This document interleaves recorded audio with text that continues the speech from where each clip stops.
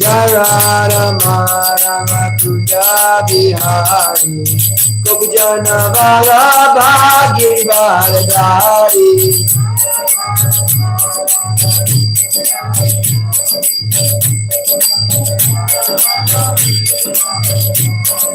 Jaya Rama Rama Kuja Bihari Gopijana Vallabha Giridhari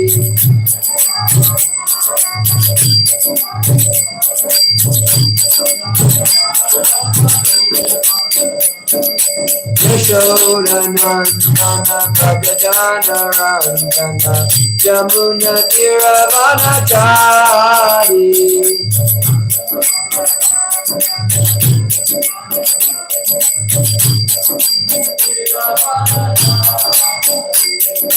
Hare Krishna, Krishna Krishna, Hare Hare, Hare Rama, Rama Rama, Hare Hare.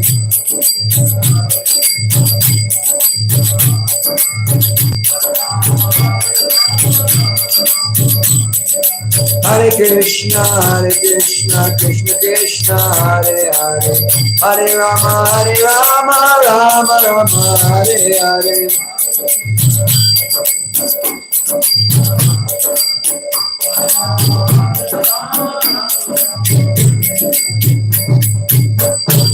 Jayam Vishnupad Paramahamsa Parivraj Jagacharya Stotir Srimad. His divine loving grace of Acharnadavinda Bhaktivedanta Swami Srila Prabhupada ki. Jayam Vishnupad Paramahamsa Parivraj Jagacharya Stotir Srimad. His divine grace Srila Bhaktisiddhanta Saraswati Goswami Maharaj Prabhupada ki. Ananta Koti Vaishnava Vrinda ki. Namacharya Haridas Thakur ki. Prem Sikako Shri Krishna Chaitanya Prabhu Nityananda Shri Advaita Gadadhar Shri Vasadi Gaur Bhaktivinoda ki. Shri Radha Krishna Gopa Govinda Shamakun Radha Giri Gaurdam ki. Shri Vrindavan Dham ki jai. Shri Mayapur Dham ki jai. Shri Jagannath Puri Dham ki jai. Ganga Maya ki jai. Jamuna Maya ki jai. Bhakti Devi Tulsi Maharani ki jai. Harinam Sankirtan Yagya ki. Grantaraj Srimad Bhagavatam ki jai. Nita Gaur Premanande. All glories to the assembled devotees. All glories to the assembled devotees. All glories to the assembled devotees. All glories to Sri Sri Guru Sri Gauranga. All glories to Srila Prabhupada. Om Namo Bhagavate Vasudevaya.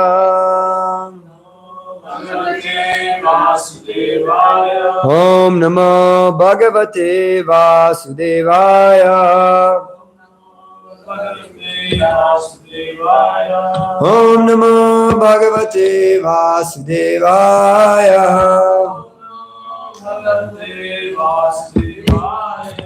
Narayanam Namaskrita Naram Chaiva Narottamam Devyam Saraswatim Vyasam Tato Jayam Madhirayan Nastapreshu Bhadreshu Nityam Bhagavata Sevaya Bhagavate Utamashloke Bhaktir Bhavati Naishtaki. Before reciting the Srimad Bhagavatam, which is our very means of conquest, one should offer his respectful obeisances to the personality of Godhead, Narayan, and to Narayan Rishi, the supermost human being, and to Mother Saraswati, the goddess of learning, and to Srila Vyasadeva, the author. By regular attendance on classes in the Srimad Bhagavatam and by rendering service to the pure devotee, all that is troublesome in the heart is practically eradicated, and loving service to the personality of Godhead, who is praised with transcendental songs, is established in the heart as an irrevocable fact. Jai Ho. Okay, Hare Krishna, everybody. Reading from Srimad Bhagavatam, Canto 4, Creation of the Fourth Order, Chapter 24, Chanting the Song Sung by Lord Shiva. Yes. Text number 6.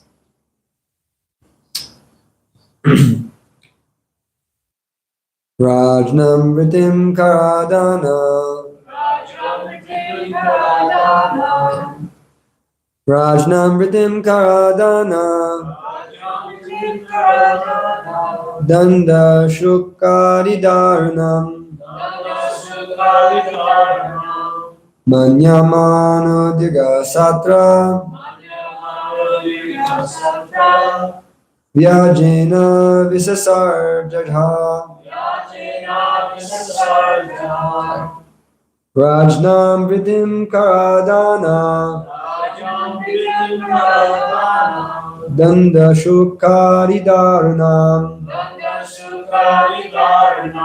Manyamano digasatra Vyajena visasarjaha Rajnam vritim karadana Danda shukaridarnam Manyamano digasatra Vyajena visasarjaha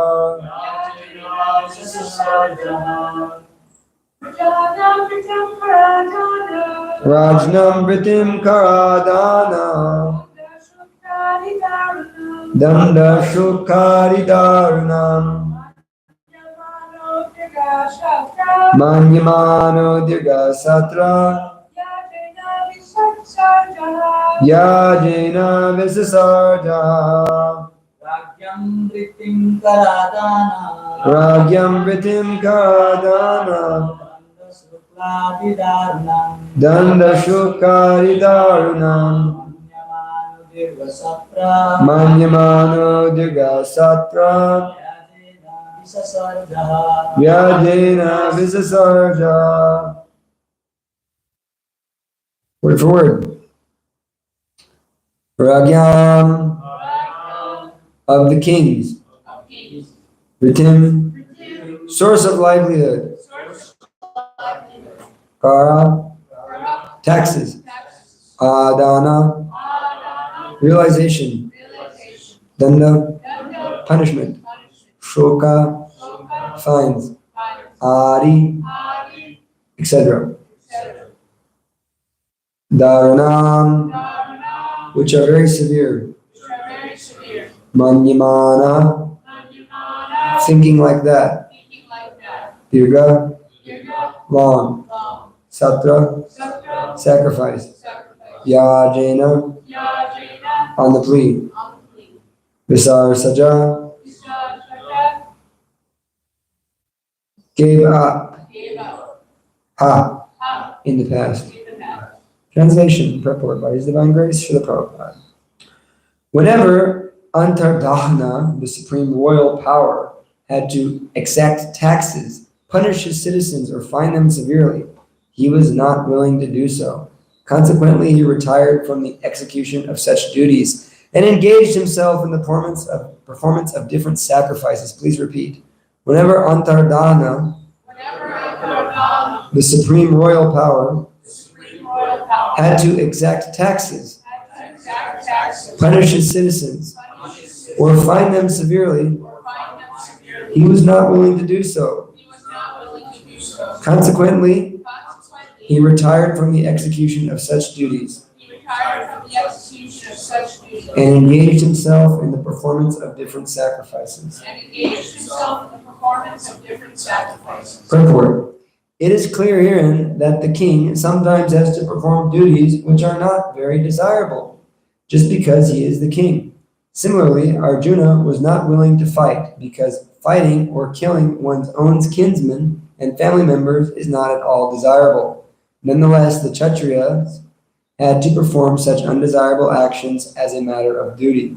Maharaj Antardhana was not very happy while executing taxes or punishing the citizens for their criminal activities. Therefore, on the plea of performing sacrifices, he retired from the royal majestic power at a very early age.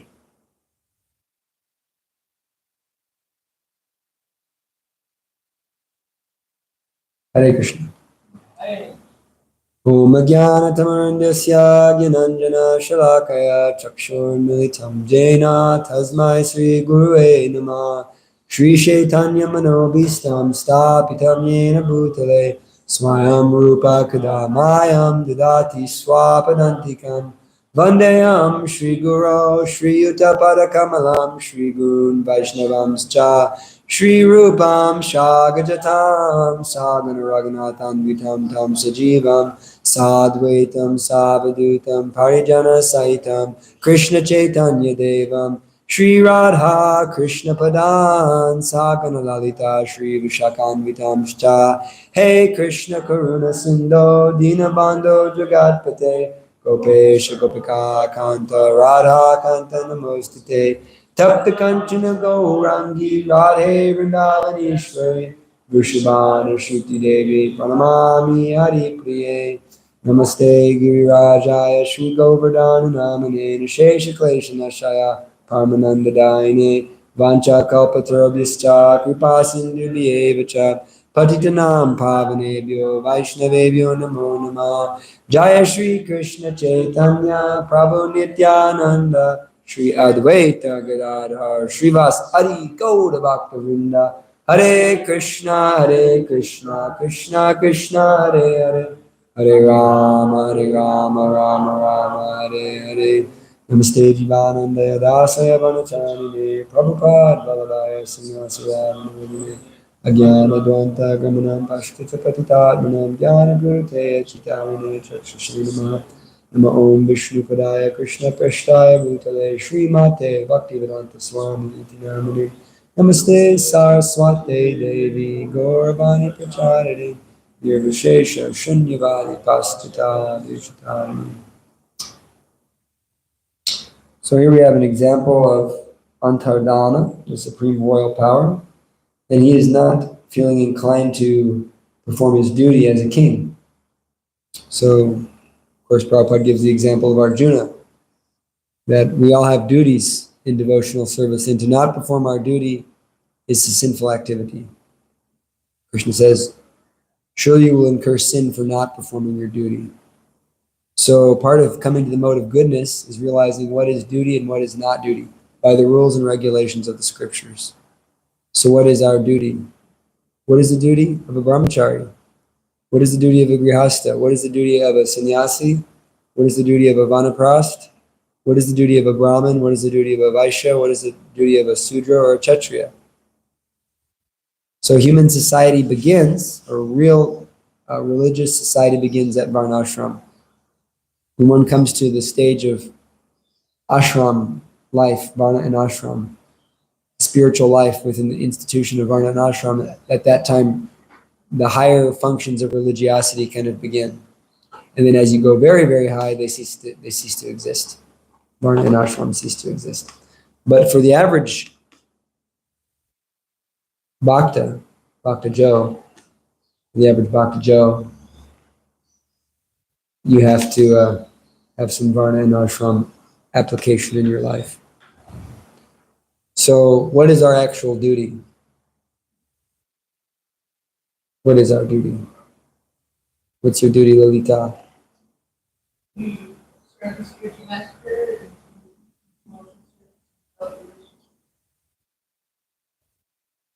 Savai pum sampadharmo yata bhaktir loksajay ahaitu kapratiyata yayatma suprasidati. The supreme occupation for all humanity at large is that by which they can attain loving service to the personality of Godhead, the transcendental Lord. Such service is unmotivated and uninterrupted to completely satisfy the self. Which is a very seminal verse of the Srimad Bhagavatam, second chapter of the first canto. By the way, Ganga Mantri Prabhu, if you're out there in the cyberland, please call me. I tried to text you yesterday. Really need to talk with you. Hare Krishna. Anyway, he listens to classes. Maybe I can communicate that way. Yeah. So the supreme occupation for all humanity at large is that by which they can attain loving service to the personality of Godhead. This is our real dharma. Real duty, first and foremost, means to serve Krishna. All other duties are irrelevant. Krishna says, Sarva dhamman prityaja mamekam sharanam vraja. Abandon all varieties of dharma. Abandon all lower dharmas and surrender to this higher dharma, which is to please the personality of Godhead, which is where the stage of bhakti begins. So the human duty, first and foremost, is to inquire about the absolute truth from a spiritual master and to engage in the service of the Lord after acquiring that knowledge from the spiritual master. This is our real duty. So we are incurring sinful reactions for not doing that. Everything we do is a reaction if we don't engage in that supreme duty. So if you want to look at nonsense, get into nonsense, speak nonsense, if you want to do any activity that's not an offering of love to Guru and Krishna, then you're going to experience some reaction. We have to have ahaitukya pratiyata bhakti, unmotivated, uninterrupted devotional service. So how do we get that? We get that from engaging in the mission of the spiritual master. We cannot be passive devotees. This is important to understand, that if you really want the nectar, if you think you're going to be a passive devotee, it's very difficult to get the nectar.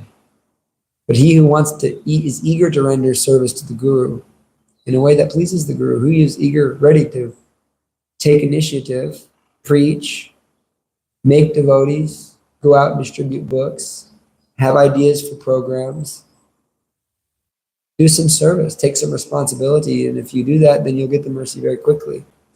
But if you just take prasadam at the temple, that's kept my rounds very passively. That's not so easy to get the mercy. Some of you know Navina Narada. I was asking him once, I said, what's your secret? You're like the most amazing devotee. Amazing devotee, incredible devotee.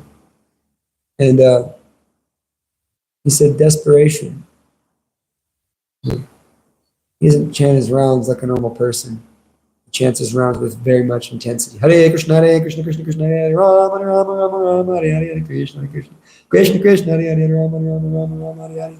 Very intensely chants his rounds. Every syllable very clear.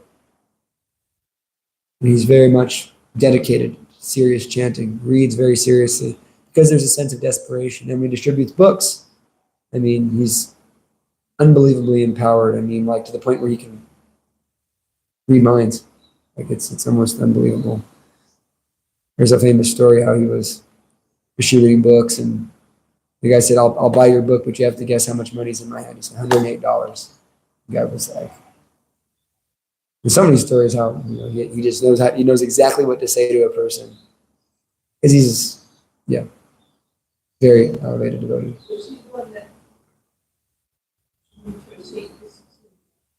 I was Vijay. Yeah, Vijay's good too. They're all up there with Krishna. Of course, it's Parameshwara, Vaisheshika Prabhu, amazing distributor, devotees, Paramakaruna.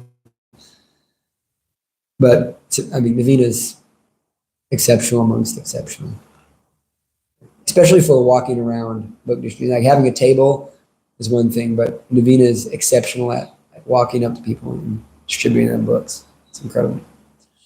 So Antardana, the supreme royal power, he didn't want to exact taxes or fine people. He was not willing to do so because he was a soft-hearted devotee. So he abandoned that duty to engage in devotional service, engage in the performance of yajna, which could be questionable, because here is Krishna is telling Arjuna, you can't abandon your duty. You're a Kshatriya. You should fight. You should perform your duty of punishing these rascals in the Kuru dynasty.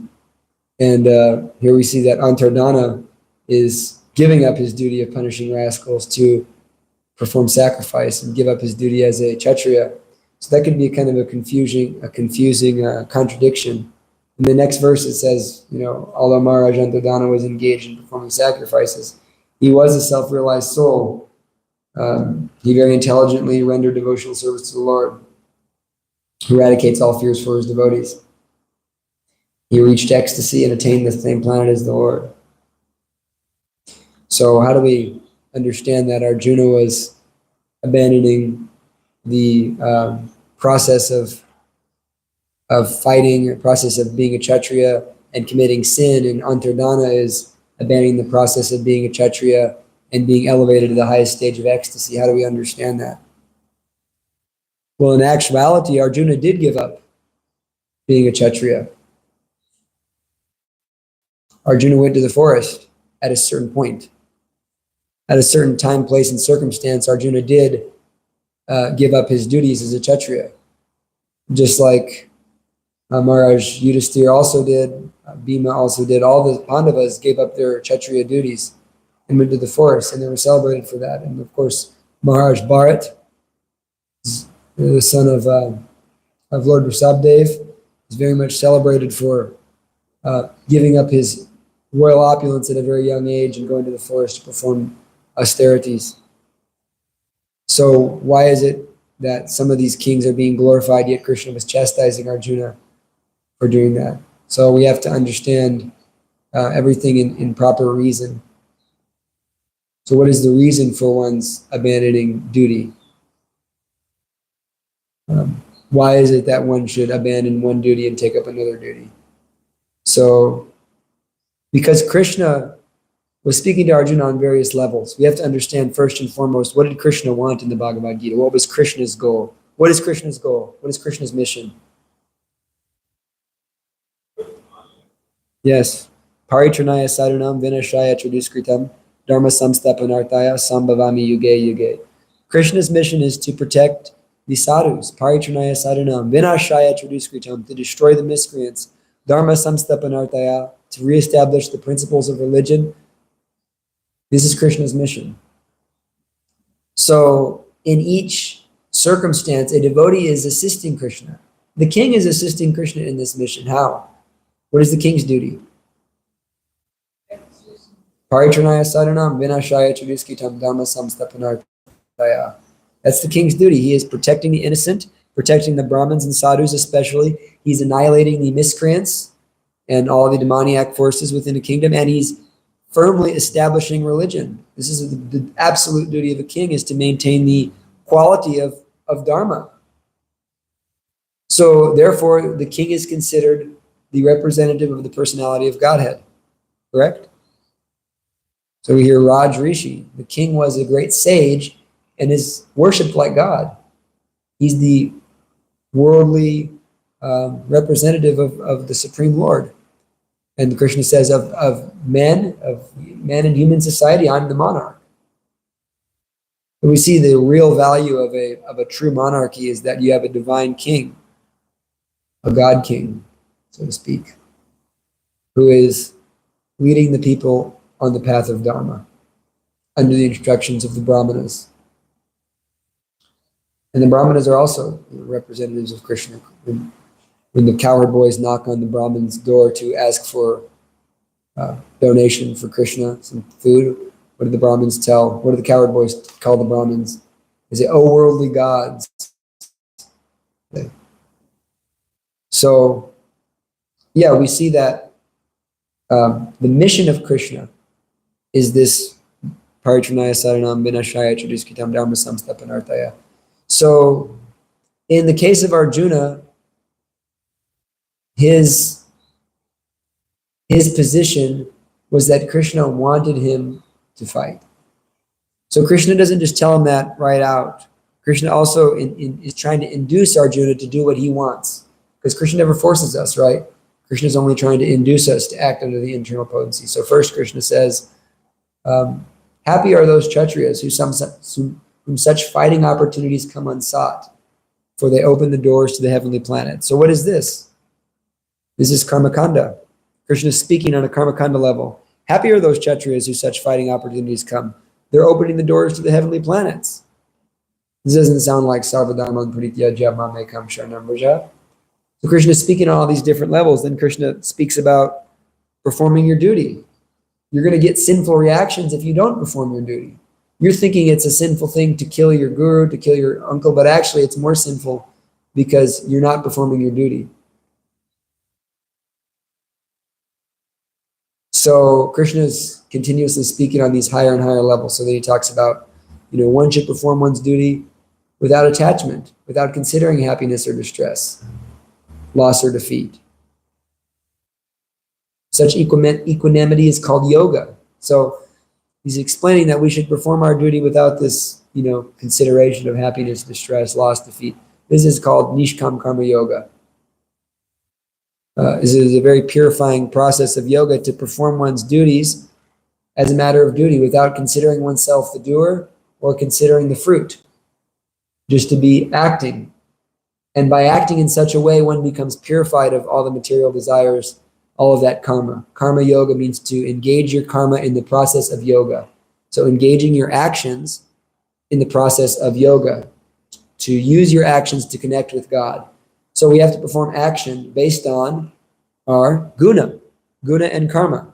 So some people are habituated, conditioned to being, Sudras, to being Kshatriyas, to being Brahmins.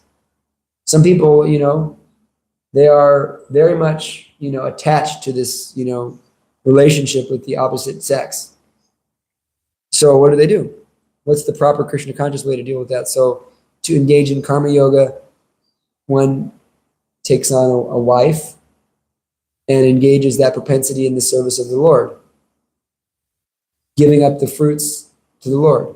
What are the fruits? The children, the opulence, the house is being offered to the Lord, right? So we see that the householder's opening his house, doing programs, raising Krishna conscious children, giving donations with his money. This is karma yoga.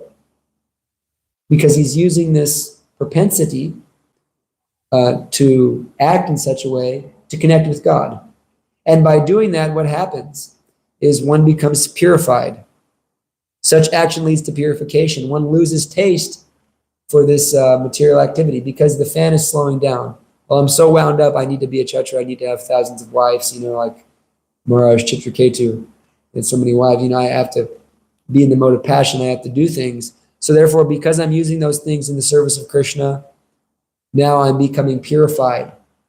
And that fan is slowing down. So at some point, after sufficient purification, one can exit that grihastha ashram and enter the vanaprastha ashram.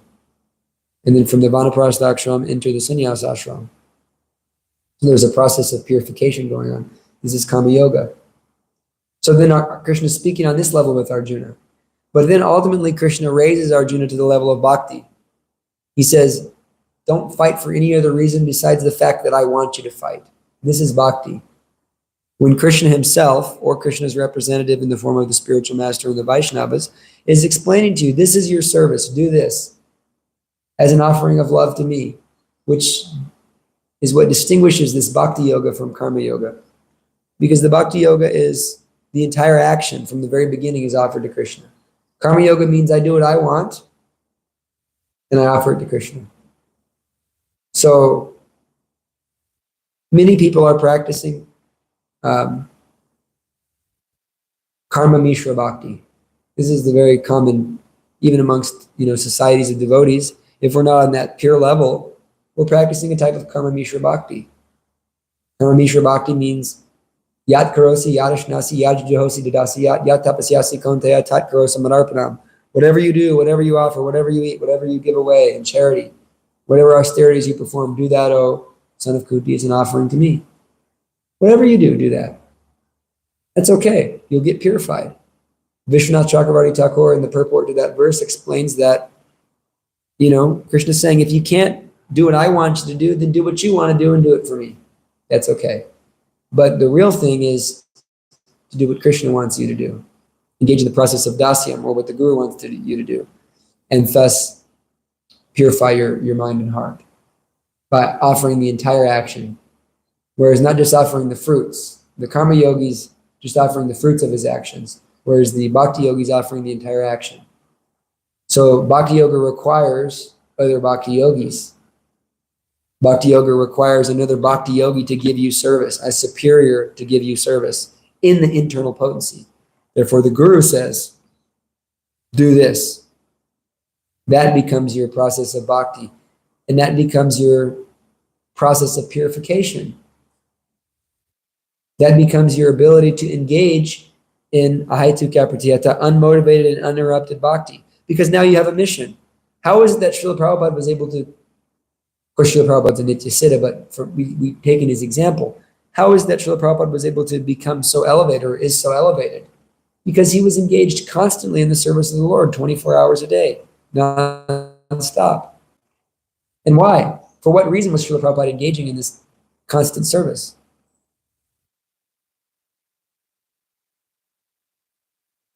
To fulfill the mission of his spiritual master. Spiritual Srila Bhaktisiddhanta Saraswati told him on separate occasions, you go into the Western countries and preach.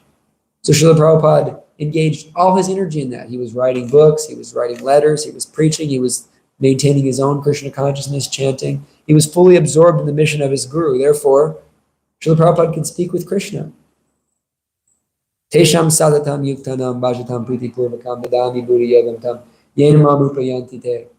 This is this constant engagement in devotional service that can be attained by a devotee. So we're not trying to become Karma Mishra Bhaktas, we're trying to become Shuddha Bhaktas. So we may have to go through this purification process of Varna and Ashram. Like there's secondary bhakti, actually. It's described in one of our Acharya's comment on the Bhakti Rasamrita Sindhu, like the ashrams, marriage and even being brahmachari or these things are kind of secondary. They're helping a person purify themselves, but real bhakti is hearing, chanting, remembering, offering prayers, rendering service to the deity, rendering service, serving the Lord as a friend, serving the Lord's lotus feet, surrendering everything to the Lord. The 9 processes of bhakti, that's bhakti yoga, bas. So our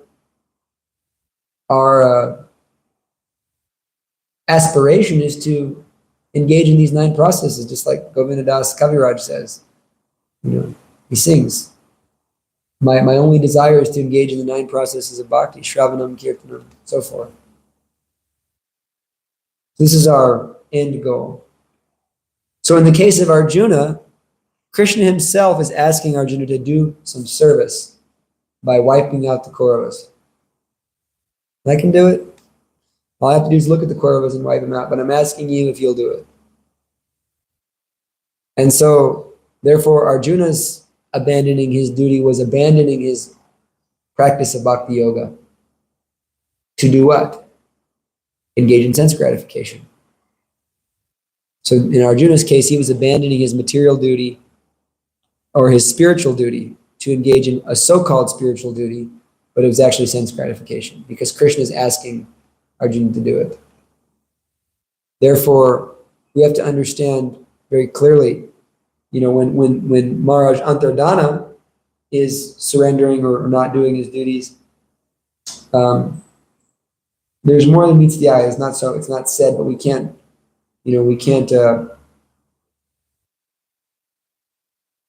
compare because Krishna was personally telling Arjuna to fight. On a different level of dharma, it was, it's a Vaishnava aparad to kill Bhishma Dev, right? How do we understand this? Bhishma Dev is a greater devotee than anybody. He's one of the 12 Mahajans. How are we to understand that, shooting him with hundreds of arrows and nailing him to the ground is a act of bhakti yoga? So because Krishna instructed him to do so, that was the purification of the entire battle of Kurukshetra.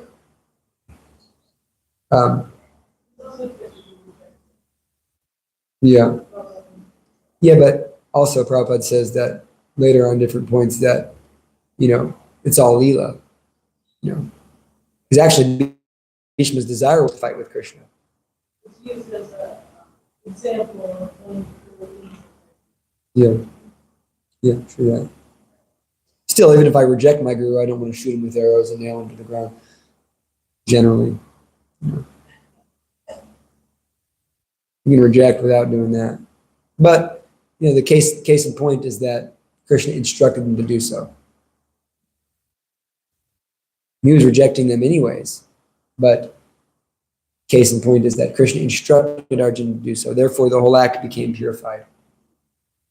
So if we want to do bhakti yoga, we have to associate with bhakti yogis who can give us instruction. And we may have to go through this purification process of going through the varnas and the ashrams. So Prabhupada's kind of put on the purport that, the king has to perform duties that are undesirable, and we all have to perform undesirable duties sometimes. It's not always easy to get up in the morning. It's not always easy to do the things that a brahmachari has to do. It's not always easy. So how do we, why do we do it? Because it's our duty. And the beautiful thing is about what we have, what Srila Prabhupada has given us, is he's given us this Daivi Varnashram. It's actually transcendental to all other Varnashram, because Srila Prabhupada is it's beyond our conception how amazing Srila Prabhupada is. We hear like the statement, he has given us a house that the whole world can live under. What does that actually mean? Because the instant you come to the service of Prabhupada, you're serving Krishna directly. It's incredible. And so there's mundane brahmacharya, there's mundane kshatriyas, there's mundane vaishyas, mundane sudras, mundane grihastas, mundane brahmins. And that's what, the varnashram system is. It's kind of mundane ultimately compared to, real spirituality, which is just worshiping Krishna. But under the guidance of someone like Srila Prabhupada, in the context of the International Society of Krishna Consciousness, all of our duties are directly in the service of Sri Chaitanya Mahaprabhu. So it's all transcendental. Every bit of it is transcendental if we just follow nicely. We can do, we might have some karma, we might have to get married or be born, whatever. We're not Paramahamsas.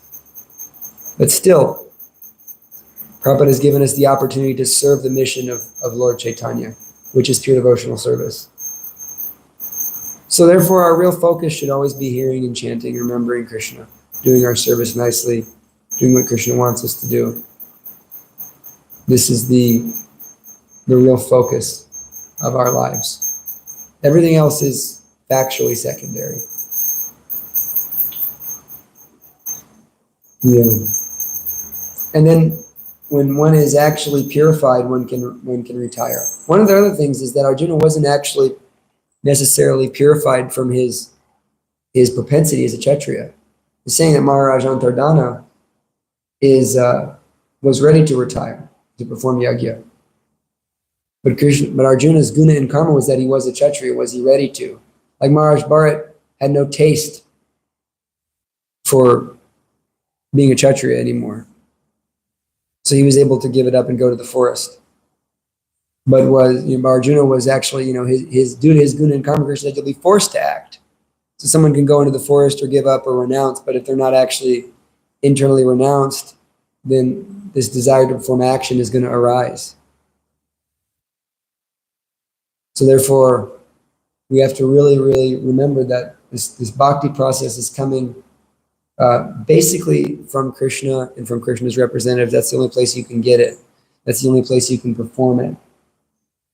That's the only thing you can actually do, is to perform bhakti yoga in accordance with the instructions of the devotees. So Arjuna was abandoning his prime duty to serve Krishna. And Maharaj Antardana is abandoning or retiring from his material duty to serve Krishna. There's a difference.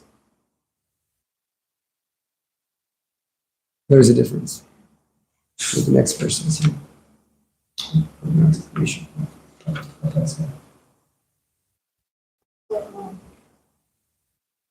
I hear Prabhupada it's amazing how Prabhupada, he says everything. Since sacrifices are generally performed by fruitive actors, it is especially mentioned here, Tatrapi, I'm reading the next verse, purport, that although Maharaj Antardana was externally engaged in performing sacrifice, his real business was rendering devotional service by hearing and chanting. In other words, he was performing the usual sacrifices by the method of Sankirtan Yajna, as recommended herein. Devotional service is called Kirtan Yajna, and by practicing the Sankirtan Yajna, one is very easily elevated to the planet where the Supreme Lord resides. So, once again, and even yajnas can be material, like mundane yajnas, yajnas of the material world, satisfy the planets, the demigods, but the real yajna, the real supreme duty is to engage in the Krishna's service. So we can't abandon that duty. And in a real divine society, everybody is engaged in devotional service. That's what really divine Varnashram is that and we see that in ISKCON. You can see that, we're not just like brahmacharis in school. ISKCON brahmacharis are brahmacharis to serve Prabhupada, right? Someone's a brahmachari to serve the mission of Srila Prabhupada. So although they're performing the duties of a brahmachari, all of those duties are sanctioned by the spiritual master, who is perfectly engaged in the service of Sri Chaitanya Mahaprabhu. Therefore, the whole thing is blessed. So each ashram, each varna can be sanctified by the association of devotees. And we can understand what is duty and what is not duty. When to give up a so-called duty and when to accept a so-called duty. And it basically comes down to surrender. What is surrender? It means accepting what is favorable and rejecting what is unfavorable. So until we can fully and absolutely accept what is favorable and reject what is unfavorable, we still have work to do in terms of our surrender. So therefore, we have, Varna and Ashram to purify us, purify our action, to come to the stage of Paramahamsa. Paramahamsa means he's fully purified of any propensity to act materially. So the Jnanis, it's considered the slowest process of spiritual realization, because the Jnani, you can't even do Jnana Yoga till you take sannyas first off. Jnana Yoga begins at sannyas. Otherwise, it's not real. Not real Jnana Yoga. The Jnana Yoga means he's ceasing all material activities to engage in the process of neti. What is matter, what is spirit? Meditating and these activities and so forth. So if someone takes sannyas prematurely or renounces prematurely the Jnani, what does he do? He can't maintain. Therefore, he comes down again to perform material activities. He can't maintain any type of real renunciation. He has to act materially. Sometimes they even fall down, into gross material activities. So a Vaishnava, he's always renounced from the very beginning, because everything he's doing is for Krishna. Whether one is wearing orange or wearing white, they're always renounced in the renounced order of life, because such a person is engaging in Krishna's service exclusively, if we actually are on that platform. Everything we're doing is for Krishna. And not just because we want to do it, but because the Guru has instructed us. If we really act in that way, like really in accordance with the spiritual master's mission, which is the actual form of the spiritual master, then we are transcendental. Is it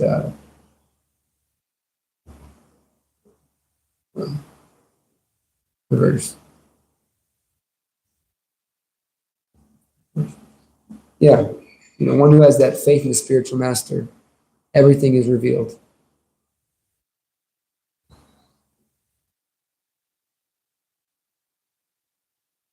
Yasya deve para bhaktir yata devi tatagra tasyate katita hyata prakasanta mahatmana. One who has implicit faith in the Guru and in the Supreme Lord, all the imports of Vedic knowledge are revealed to him. So we're going through this process. We have to perform our duties. Because if we give up our duties prematurely, then we still want to act. And therefore it's not a very nice position. So because we have Krishna's mercy, even if someone is in like prematurely renounced position, they can still become purified because there's activity in Krishna consciousness. That's why Krishna consciousness is purifying from everybody, because even if someone has so many material desires, I want to have, I have lust, I have all these propensities. Now, because I've engaged in the service of the Guru, I can actually still act in all those in service. So it's like the mercy meaning of Vaishnava is that they purify everything by their instructions. Do you have any questions or comments now? Yeah.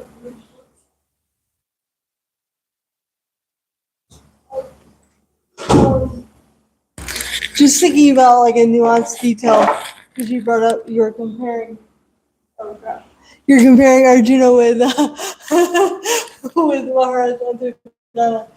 And in Arjuna's case, it's not totally true that he was not willing to fight the Kauravas because he fought them once and defeated them, at the Kirtanesvara. But it was just on the battle for Kurukshetra. He was like weighing the pros and cons. Oh, this doesn't seem like such a good idea. There's more cons than pros here, which we can see in this verse from Maharaj Antardana. It says whenever he had to do this, he was not willing to do it. So it almost seems like, he really didn't have it in him to do all the duties of a Kshatriya. But with Arjuna, we can see he had it in him. It's just on the battle of Kurukshetra, it's like he didn't want to. Yeah. And Krishna told him. Yeah. So it's, that's a great point too. I appreciate that. I was actually, I was kind of exploring that whole question in this verse because it's kind of a bewildering situation. Why is it that Antardana is able to renounce his duties as a Kshatriya and be glorified, but Arjuna is doing that same thing, and it's okay. And we also hear that you have to have the propensity to do something, right, for it to really be your varna. Yeah. So, maybe I'm reading too much into it, but it seems like from this verse it wasn't his complete. Well, exactly. That's the point I was making too. Is the guna and karma. That's what actually determines our. We can't. And like if someone takes sannyas prematurely, that's the same thing. They have they're not actually situated in that guna and karma. They have to purify themselves. So the same can apply if someone's why should you be king if you're not qualified to be king? It's not your propensity.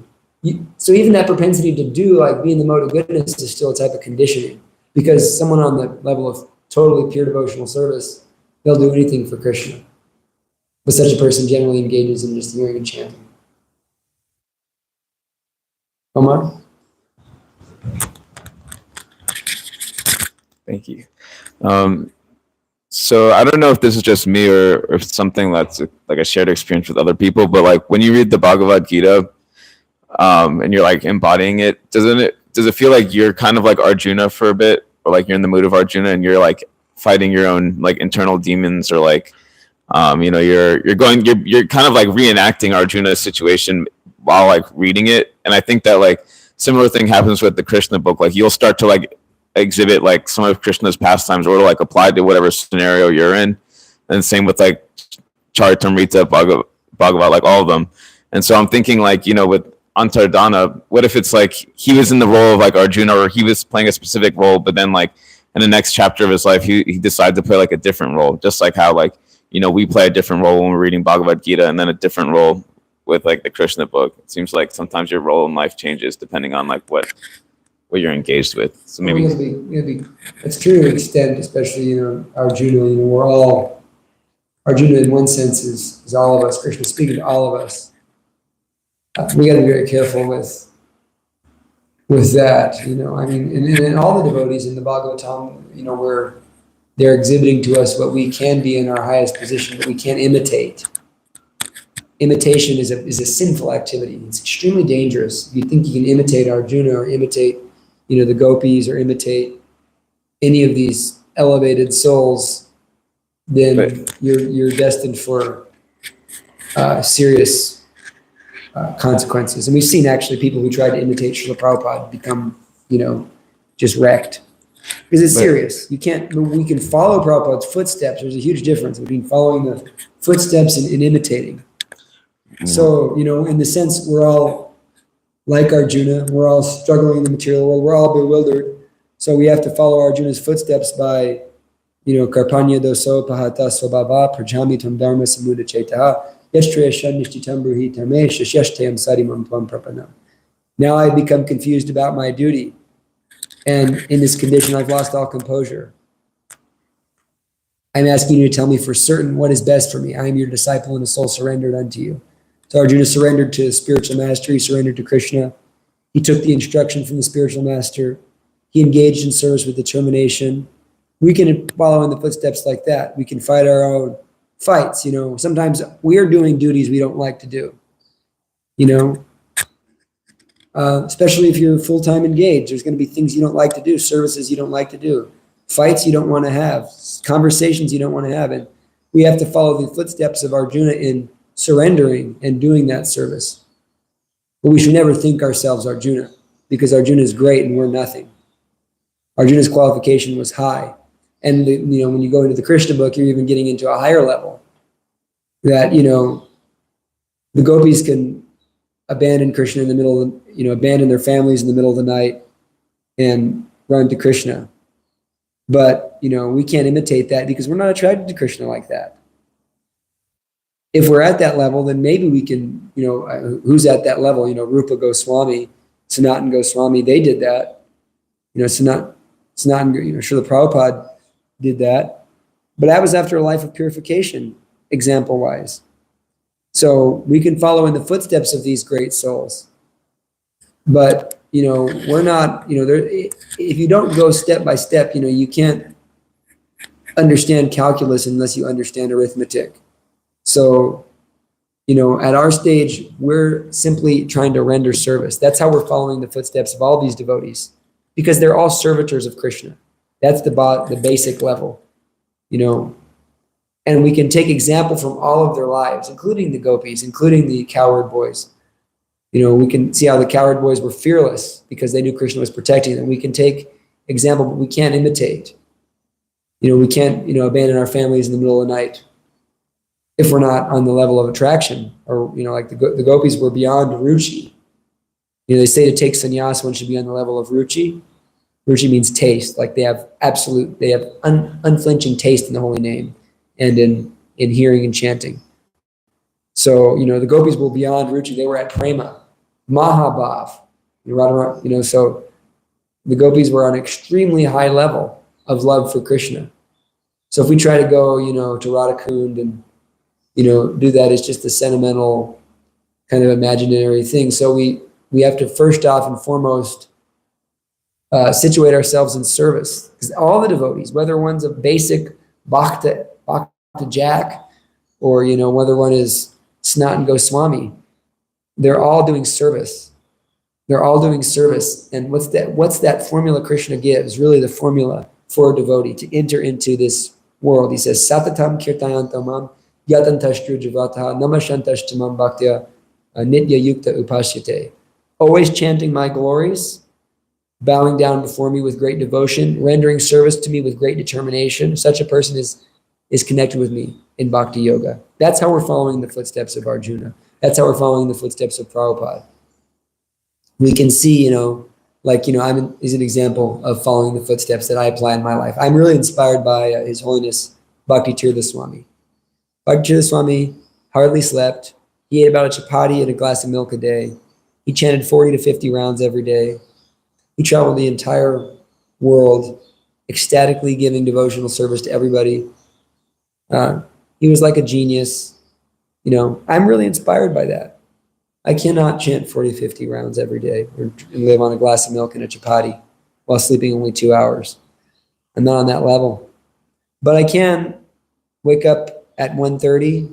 I've strived to wake up at 1:30 to do tons of service as much as I can, to chant extra rounds, to do my deity service, to be more absorbed.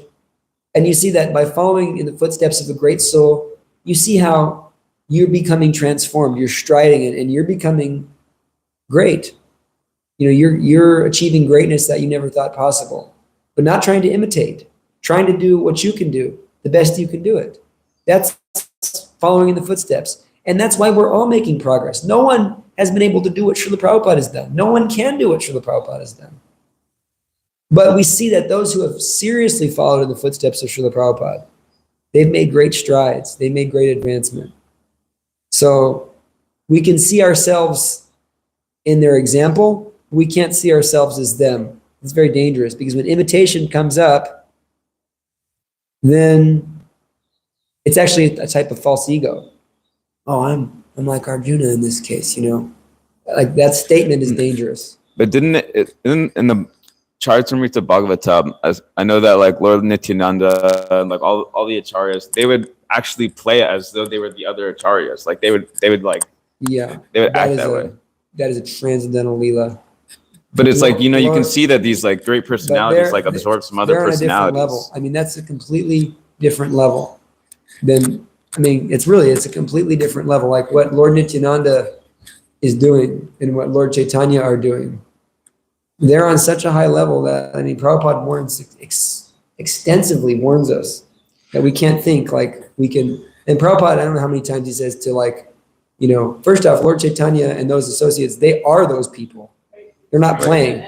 They're not playing. They are those people.